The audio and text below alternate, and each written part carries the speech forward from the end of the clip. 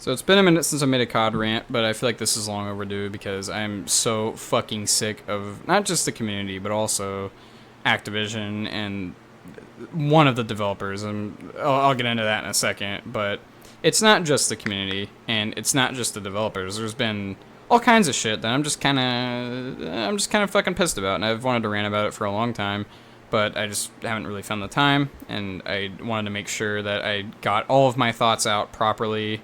So I don't know how long this video is going to be, but there's going to be a lot of just angry, unscripted ranting. And yeah, so if you agree or disagree with any of this, it's okay, man. Like, I don't really care.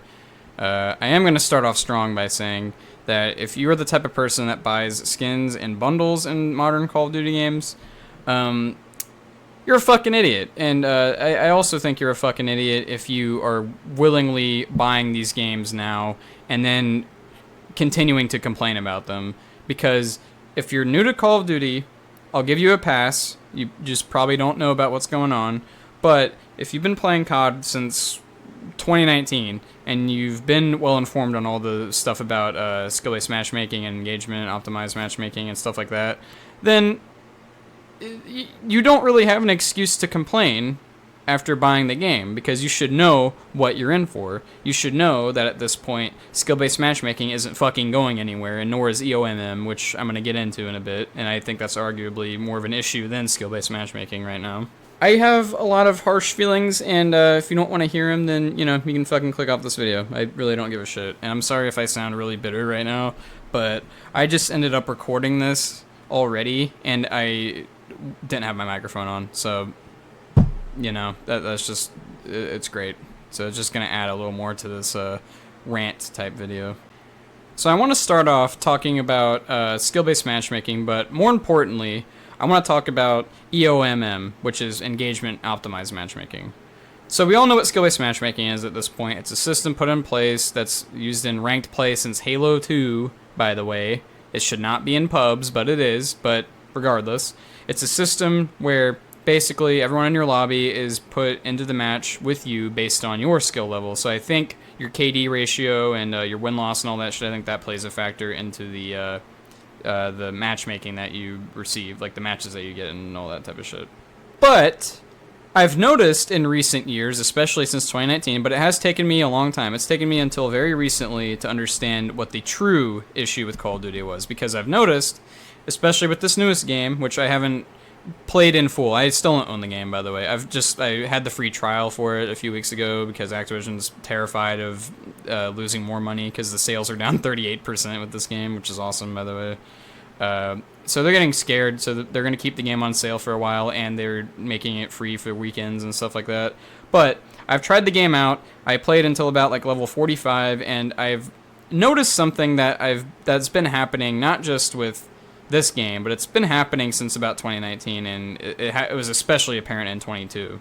It's a system put in place that essentially nerfs you the more you play, and this is what is known as engagement optimized matchmaking. And I'm going to read this thing I found on GameFAQS because this person who submitted this has basically hit the nail on the head so perfectly.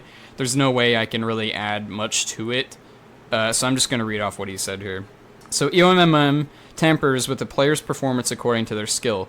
Basically, if you're an all-around good player, the game will manipulate your match to prevent an all-out rout, and vice versa if you suck. Also, you will inevitably lose a match no matter how sweaty you are, since winning is linked to unlocking items in the armory. If you unlocked all the items and camos in the game, then you are going to continue playing the game. Activision knows this, so instead of adding more achievement, calling cards, emblems, whatever, they rather have you buy it for 2,400 COD points. Of course, Activision isn't the only developer or publisher guilty of this practice. It's an industry-wide issue. The biggest argument for this EOMM theory is a match itself. It's not a coincidence that every match seems to be a nail-biter. It's not solely caused by skill-based matchmaking that puts you in a balanced lobby with players with the exact same stats as you. If you're playing sweaty and adapting to an opposing team's playstyle, you will still experience meddling by the game itself.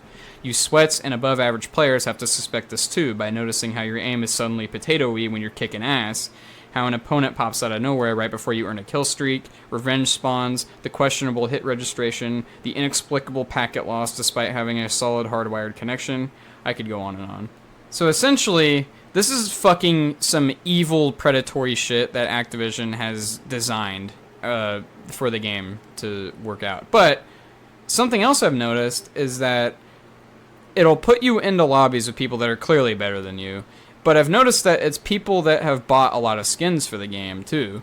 And this is not a far-fetched theory, and this ties into my next point, which is this patent that was leaked, which I've heard that this is like years old, but that doesn't really matter because it's still the same thing that's being used right now. So it's still very relevant, and it is, even though it hasn't been officially confirmed by Activision, we can all, you know, take a guess and understand that it is in fact real and it is in the game. So this is a little patent that they've written. It says, Figure 3B illustrates a table providing an exemplary list of parameters of a gameplay session that are modified based on a player's skill level and the corresponding experience for players of different skill levels. For example, in a first shooter gaming environment, when a first player aims his weapon at a target, a parameter defining the tolerance for how accurate the player's aim must be to hit the target is modified based on the acquired skill level of the player. The computer assigns the tolerance for how accurate the player's aim must be to hit the target differently based on the skill level of the first player. A player having a higher skill level will be assigned to a lower tolerance parameter and therefore will have to be more accurate in aiming in order to hit the target. A player having a lower skill level will be assigned a higher tolerance parameter and therefore could be less accurate in aiming in order to hit the target. So basically, like I said, it's essentially a system that nerfs you, and you'll probably notice this if you've played MW22 and especially MW23, where you'll get into a gunfight and you'll hit the dude first. You'll aim down sights first, you'll get the drop on him, and you'll fire first. And you should have the kill, right? But you won't. Essentially, the enemy team is going to be bullet sponges, and their bullets are just going to fucking absolutely dominate you. And it happens a lot, and I thought it was because of the time to kill in the game. But I realized that MW22's time to kill was really slow, or really high, rather.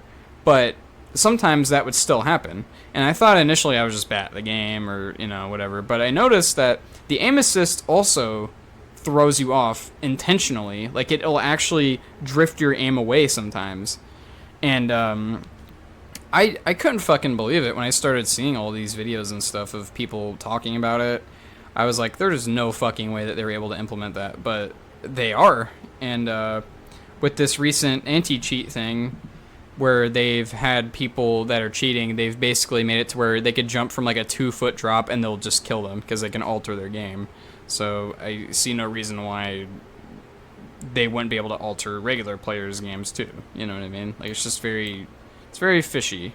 So this whole thing is just really fucking evil, and it's made me question why people are still buying these games and supporting this type of stuff. I mean, like I said, if you're new, I'll cut you some slack because you don't know, but I hope that with this video I was able to provide like a little bit of an explanation for why the matchmaking sucks in Call of Duty, and why the new games are just completely inferior to the older ones, because the old games had a matchmaking system that was based on ping, so it would put you in matches based on you know, connection and stuff, and it would team balance then.